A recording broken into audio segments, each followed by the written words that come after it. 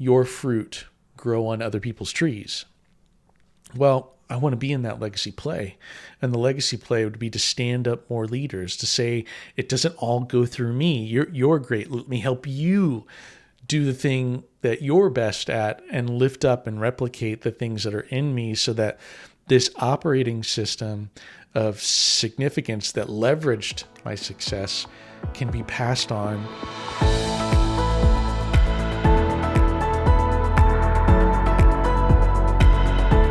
Welcome to the Leveraging Success Podcast. I'm your host, Jeff Gerhardt.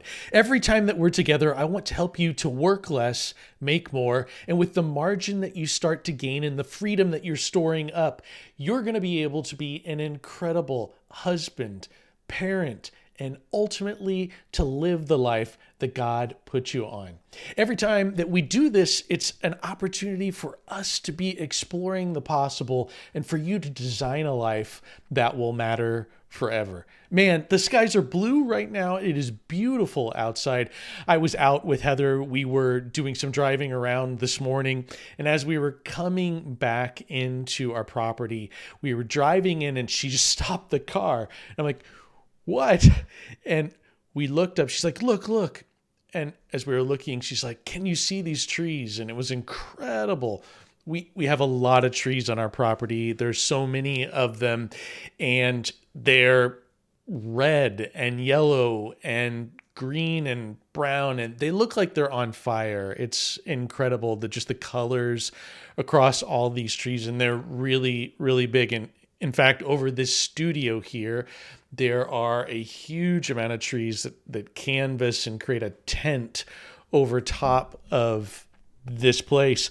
And so the ability to stop and look around and see these blue skies, the beauty of the season, it just doesn't get any better. I don't know if there's any better season for me than fall. It has just incredible temperatures, and we're enjoying family. In fact, here we've got families staying with us. The holidays have begun.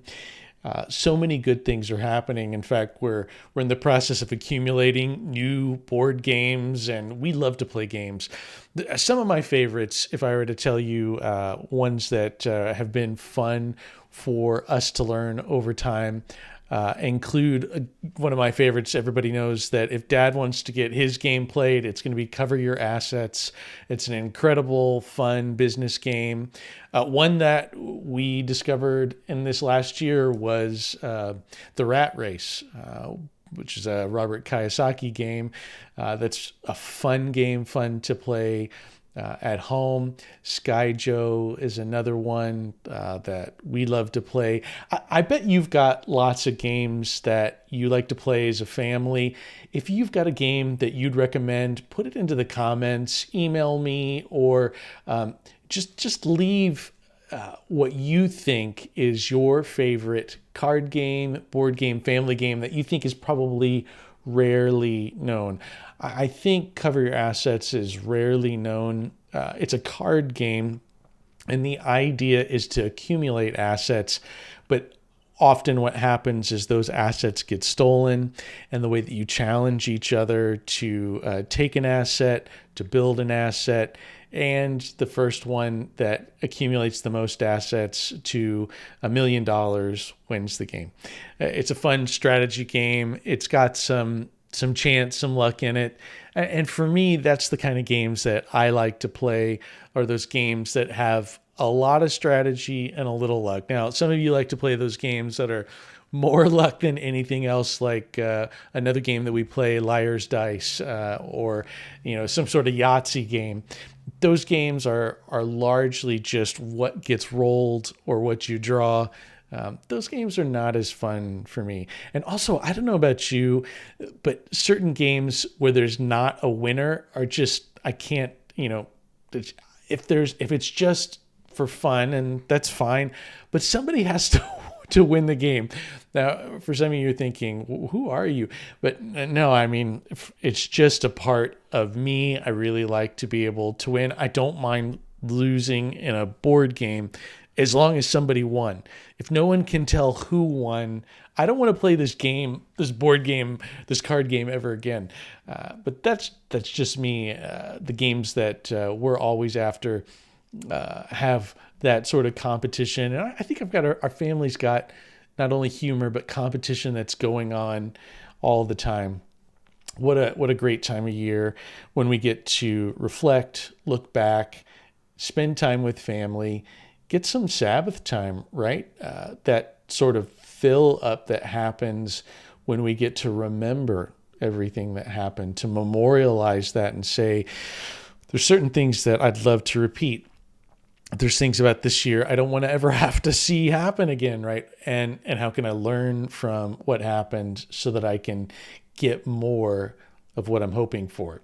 That's really the point of this podcast, is to be able to help you to get what you're hoping for, what you're aiming for. But you need often a vision for what's possible before you're going to be able to achieve that. It was now 15 years ago when I was first introduced to the idea that my success could be leveraged, that capability that I've got and what I'd achieved to that point could be turned into something significant that would create an eternal impact that would last forever. In today's episode, I want to be able to dive into the process of success, which is really your first mountain, significance, which is the second mountain to climb, and legacy, which is the third mountain to climb.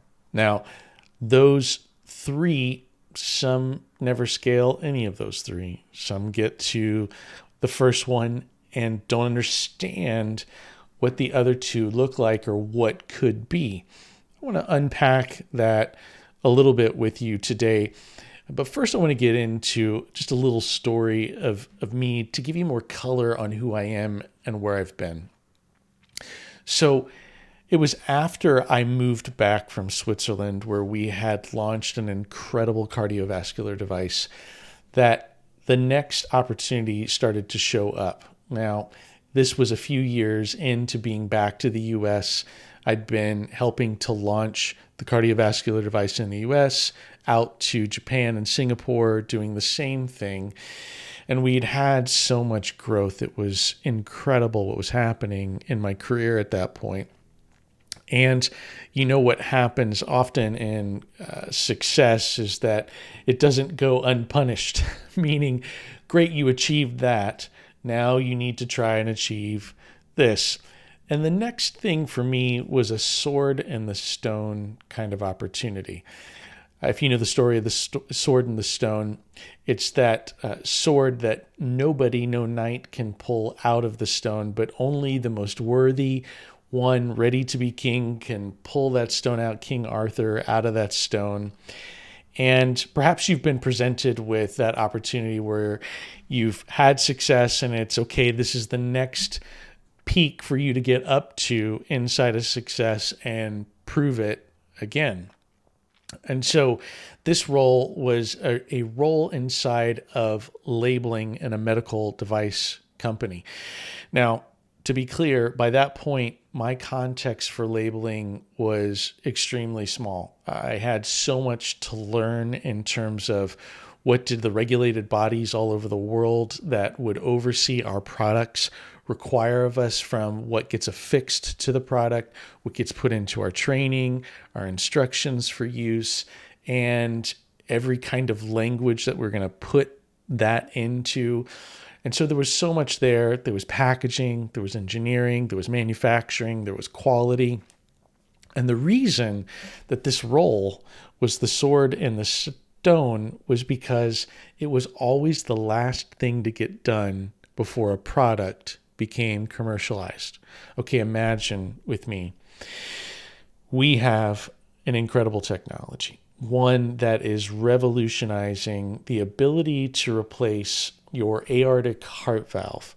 And to be able to release this product and be able to do this, the virtually last thing that gets done is, okay, take all of the approved uses that we've been approved to do, create all the instructions, create all the labeling, create all the packaging, and all of that needs to get done with that being the last thing on the line before you're going to be able to sell that device. Now, understand in this story, what's happening is incredible growth. And it's not even just about the money. You understand on the other side of any medical device that there are patients that are literally dying to get this device, this therapy to save their life. And so the pressure to be able to get a product released is incredible. Well, inevitably, what would happen in this process is that between engineering, manufacturing, and the regulatory people that needed to negotiate with, an example, the FDA here in the US, or the EU and the different regulatory groups in the European Union, etc., they'd need to negotiate all the details about that product's instructions. And by the time that there had been so many revisions and we were at the end of the line, all that got turned over to packaging and labeling so that it could get into manufacturing. And everyone's looking at their watch going, there are tens of thousands of patients waiting for this. There are millions, hundreds of millions of dollars on the line. We're waiting. And so what had happened was, is there had been 3 executives before me who had had this role that didn't last. And I was the latest one to either become a victim of saying yes to taking on this role, which felt impossible, or we were going to figure it out. Now, here's the challenge that I was having at that time. As you heard me say, every time we would introduce all the documents to the FDA, they'd say, change this, strike that, move this here. And so there were all these changes that would come back to us, and we would have to scramble to get all those changes in so that we could update and say, okay, can we release the product now? How about now? Now? How about now? And so that sort of cycle process would go over and over again. But here's the big problem. Every single change introduced into our system was taking 3 months, 90 days for a change to get in and out. Not an acceptable lead time for anybody. That sort of thing was maddening to everybody in the organization from the top to the bottom. So I enter in. I've got zero background for how this works. There were people on my team that had their PhD in packaging and labeling for medical devices. They were brilliant people. They understood all of the specifications of what needed to be done in very, very detailed language. And they knew how to get this all translated into the 34 other languages that we needed to produce it in with every change. So it was a complex system that was overly slow, and I needed to fix it. I remember there were so many nights when I was going to bed having nightmares about this, thinking, is this people? Is this process? Is this technology? And really, with my background in technology, my first hope was the technology will solve it, that there's got to be a tech way to fix this problem. And, well, there wasn't. And I was peeling the onion, figuring out all the reasons why it wouldn't work, why it's not working, why that idea won't help anything. And more and more, I kept getting into these cul-de-sacs of this is going nowhere, this is going nowhere. And I didn't seem to have an answer. It was one weekend where I happened to have a conversation with my pastor at our church in Orange County. And I started to sort of unload this with Pastor John Reed. And John is a student of people and teams. And John said, I think I've got an idea for you. And he started to talk about something that really, it didn't drop for me. I really didn't totally understand it at the time. But the next thing I know, a few days later in the mail comes this vanilla envelope with my name on it. Okay, somebody sent me something, and I open it up, nice note from Pastor John, and I pull out this book called The Advantage. Now, I'm looking at this book, The Advantage, and I'm thinking, okay, well, maybe this is what he was telling me about. But then all of a sudden, I recognized the author. The author, Patrick Lencioni, he wrote The 5 Dysfunctions of a Team. Oh, yeah, and A Death by Meeting. I've read these books before. And so I was starting to connect these things, and I began to go through The Advantage. And it was like this guy had read my mail.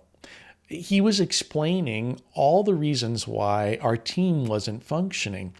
And what I was realizing that it was all being stopped or not going forward. We weren't getting any better because of this underpinning to everything, culture. And this culture was not allowing for collaboration. There was no trust. And because of that trust, just as an example, a change was bouncing in our system with checkers, checking, checkers, checking, checkers, checking, checkers, and it wasn't moving forward. So trust wasn't there, and conflict wasn't either. These are, by the way, the 5 functions of a team. You need to be able to trust. 2, you need to be able to conflict, have healthy conflict, disagree so that you can find the right answer, and then create commitment. No commitment, because there was so little trust in the system, being able to tell you that it would take 90 days to get something done wasn't even something that we would verbalize to anybody. We couldn't commit to ourselves that it would take 90 days. We only found out later that it was averaging 90 days. At that time, it was sort of like, I've received your request. God help you when you'll get that back. So commitment wasn't happening, and accountability. Well, there was individual accountability, but no group accountability. And ultimately, we did not have a measurement of our results to be able to say, how long is it taking? Where are the defects? Where are the problems?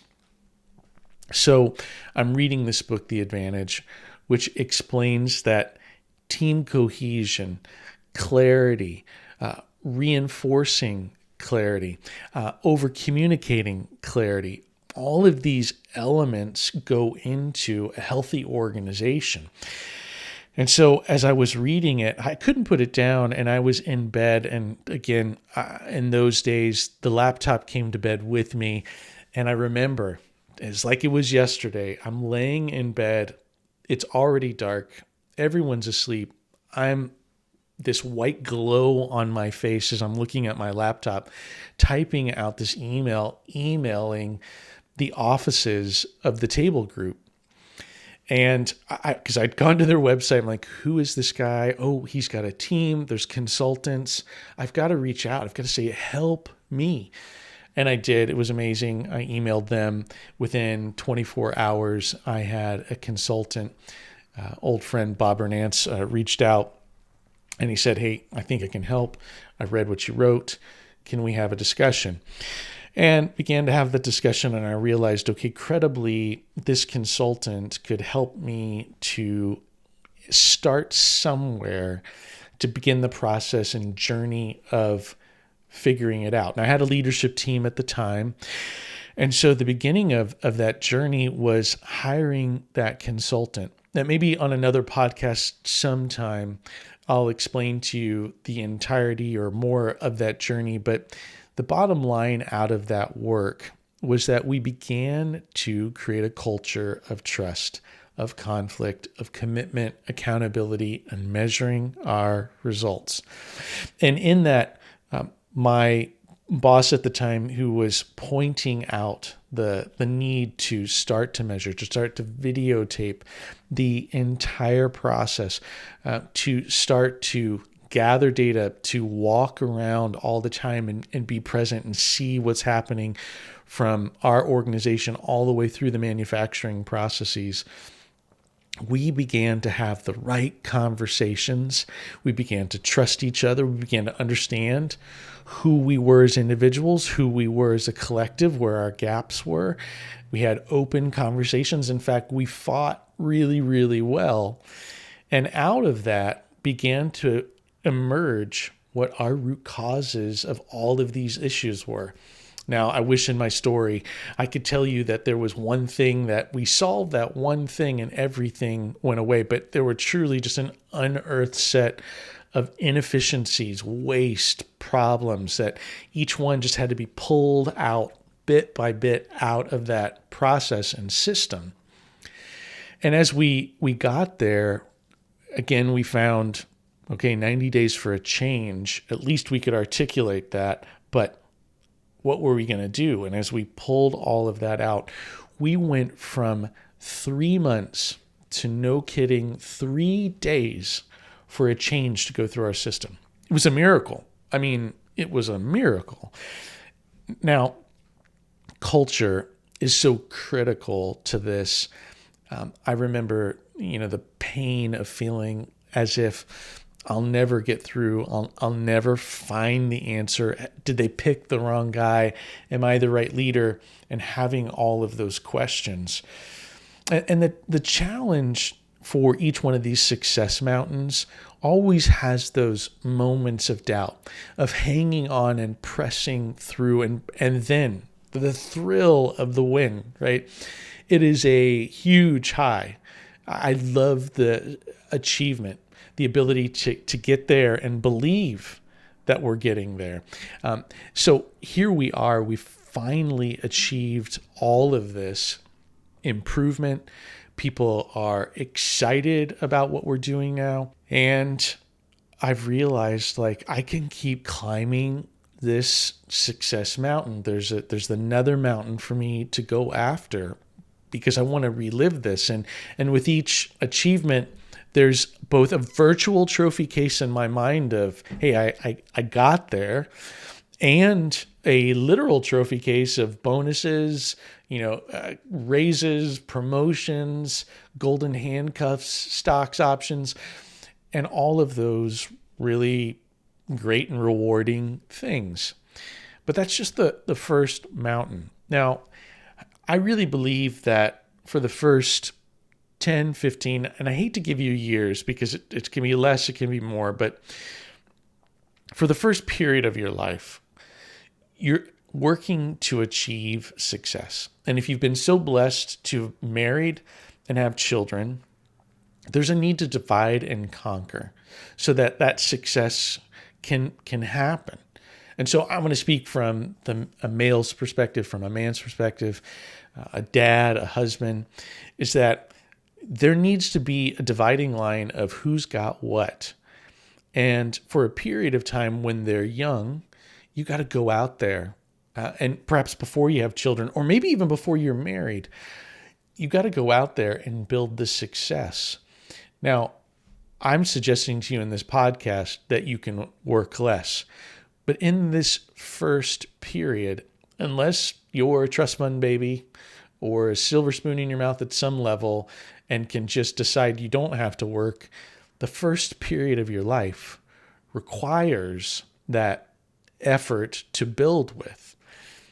Now, as you're climbing that first mountain and you've achieved a certain level of success, there's a decision on how many more times do I want to do this. Now, to be clear, I wouldn't have stopped focusing only on success if I didn't have another vision for significance as a possibility, much less never thought about legacy. Honestly, just had not thought about legacy.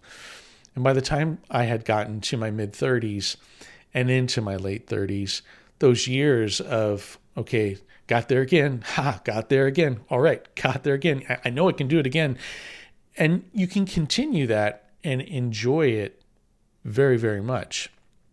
But once you've gotten up to a certain peak, there's a certain amount of ability with which to start to say, okay, I actually realize that 20% of my effort is getting me 80% of my results. 20% of all these meetings that you're asking me for are vital, and the other part is fluff. So how do I start negotiating this so that I can start to gain margin? Now, why do you want to gain margin? Well, it's the next mountain. It's the next mountain of significance. And if you want to live significantly, you have to leverage your success. And that's to say that I have achieved enough with which that success is easily repeatable. Now, this is where you have to figure it out. How far in is your success? Do you have margin? Can you start to leverage it so that you don't have to be present in the office 5 days a week? You don't trade time for money. You don't trade presence for money. You're trading value for money. And value means that whether it took me 1 minute or 1,000 days, the value is the value is the value. And so because of that value, it's an advantage. I want to take that value advantage and start to say, I want my freedom.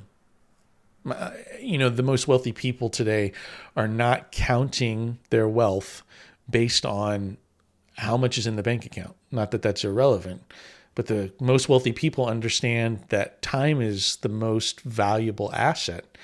And so the more control I've got over my time, the more that I can do other things. Now, I had a bucket of cold water dumped over me when I realized that my daughters were quickly growing up into their adulthood, and I had made minimum deposits into their spiritual life, minimum deposits into their development as women. And so I hit the gas on that as I realized that I needed to get involved even at a late stage. And believe me, even if you've got adult children, it's never too late. But I wanted to go deeper with them fast, and so I needed to move. But for me to actually start to do that, I had to leave work at 5 o'clock. I'd stop being present after 5. And I needed to have a window of presence where you can see my face. I'm with you, and I'm spending time there. And that's significant, right? Starting to invest in your family. Because in that first season, while I was building success and they were super small and I needed to go deep and build things, it's a good thing, right? You're going to need to give 40, 50, 60, sometimes 70, 80 hours at periods in that first season to get the system going. But at some point, and I don't like to time box it. I told you earlier, 10, 15 years, it could be shorter, could be longer. You start to say, okay, I've got the success machine going. I can actually get the same amount of value, income, passive or active. I'm getting the income that I need by doing less work. And then I'm going to take that to apply it to significance. Now, some of that significance that's really important, as I just described, is to pour into your family, but also is to build a marriage that's going to last. That's also significant. And those things are frameworks for significance. And so is generosity. As I start to pour in and use my generosity, and I start to use my talents for things that honor God, that work inside of His purpose, then now I'm really building on and scaling the mountain of significance. Now, a couple of episodes ago, I talked to you about rewards. And once you understand the eternity that's ahead of us and the fact that we will be evaluated for what we did while we had breath in our lungs, you start to say, oh my goodness, the significant mountain is the most important one. I got to go after that. I've got to be pouring into this. And that's not to say that the success is going to stop, but I've built this system enough to where it's rolling and it'll incrementally grow. But here's the wild thing. Since I stopped focusing on success and I started focusing on significance, we have never seen our income streams and our long-term assets grow like we have over the last 8 years. And it is God, because it looked to me like the only way to make what happened over the last 8 years happen would have taken my full-time focus on success. And okay, youth pastor, teachers, friends, Heather, my wife, you guys have got the the nurturing and care of the children. That was my mindset, right? It was all upside down and wrong. And so if I was going to leverage that success, I was going to start to use it and squeeze it so that I could take that freedom and go after significance. But where significance gets really crazy is if you start to take your talents, your skills, your capabilities, and say, I'm going to build organizations that are going to do incredible things that are going to matter forever. And just when we talk about what matters forever, the heading of God's purpose is love God, love people, make disciples. So I'm thinking in my context with my God's grand hold corp that has my LLC underneath it, I want to build and use my capability. Now that meant, by the way, in my story, that I had to quit my corporate life and build the brand of me and start to operate entrepreneurially as a consultant and get more and more leverage so that the bill rate went up, the time went down, and I got freedom to do and build significant things. So success is leveraged for significance, and the third mountain to go towards is legacy. Now, I'm making small deposits in legacy. What is legacy?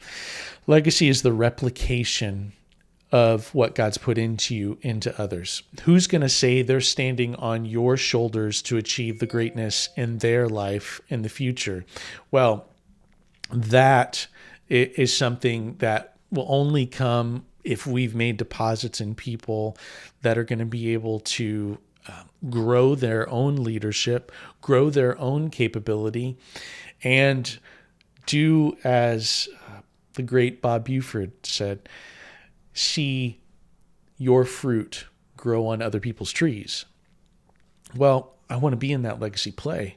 And the legacy play would be to stand up more leaders, to say, it doesn't all go through me. You're great. Let me help you do the thing that you're best at and lift up and replicate the things that are in me so that this operating system of significance that leveraged my success can be passed on and grown through my family and through everyone who I can influence. That's what legacy is all about. And as I'm saying to you, God willing, this podcast is a legacy play, right? Pouring into you, giving you new concepts and ideas that's saying, okay, I'm building something as a result of our time together on this podcast. So all of this is then to say, how do I take this success, translate it to significance, keep the success rolling so that it provides, but not having those things be separate. Like I have to trade. I either have to trade a life of eternal significance for success, or I sacrifice significance for success, or, the American compromise. Okay, God, I'll give you what you want. I'll write enough of a check. I'll pay a certain amount in out of my success, but just let me have this success and I'll pay someone else to be significant.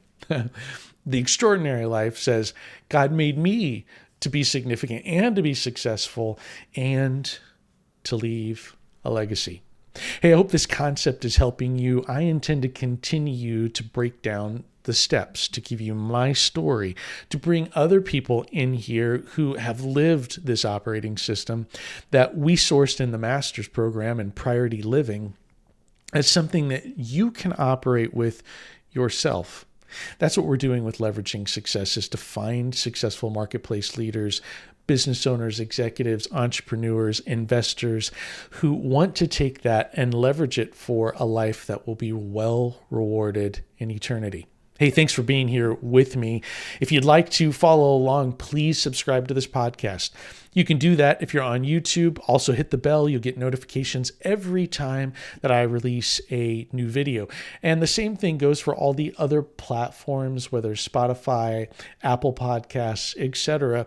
Subscribing here helps us to get this word out. And what would really help me is if you would put a comment into the podcast, into YouTube, because when you do that, I get more exposure, I get more opportunity to invite people to come on this journey with us. And believe me, I believe that the church is going to see an explosion, a new renewal that's going to happen through marketplace leaders who are going to be a part of a new wineskin that are going to allow for people to say, hey, I'm seeing Christ's body. I'm seeing Jesus all new, not because I went through the institution, but because I saw people who were really living it and their lives were undeniable. Hey, as always, I love your questions. When you email me questions, I like to focus on them, make them topics, and answer them live. So email me here at jeff@leveragingsuccesspodcast.com, and I'd love to be in touch with you. All right, until next time, God bless you.